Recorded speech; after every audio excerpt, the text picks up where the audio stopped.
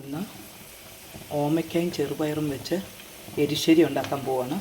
അതിന് നമുക്ക് ഓമയ്ക്ക ചെറുതായിട്ട് അരിഞ്ഞ് വേവിക്കുക. അത് കുക്കറിലാണെങ്കിൽ നമുക്കൊരു 3 വിസിൽ വരുന്നവരെ വേവിക്കണം. ഇതിപ്പം നമ്മൾ ഓമയ്ക്ക ഞാൻ സെപ്പറേറ്റ് ആയിട്ട് വേവിച്ചേക്കുന്നത്, അത് ഉടച്ചെടുത്തു. എന്നിട്ട് പയറൂടെ നമ്മുടെ ചെറുപയറൂടെ വെന്തതൂടെ മിക്സ് ചെയ്തു, അത് ഉടച്ചു. ഇനി ഇതിനകത്തേക്ക് നമ്മുടെ അരപ്പ് ചേർക്കണം.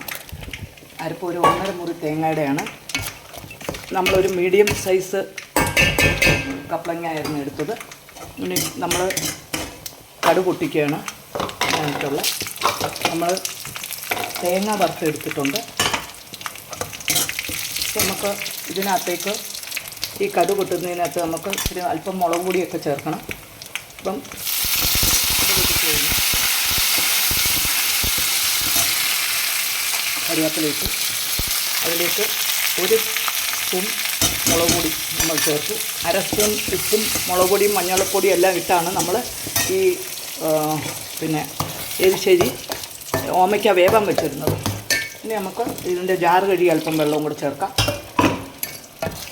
അങ്ങനെ നമ്മൾ ഇതൊന്ന് വേവണം പച്ചയൊക്കെ. പിന്നെ അത് കഴിഞ്ഞ് ഈ കടുക് പൊട്ടിച്ചത്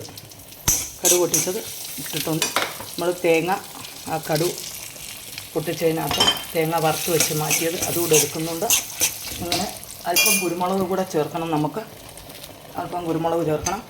അങ്ങനെ നമ്മുടെ എരിശ്ശേരി റെഡി ആയിട്ടുണ്ട്.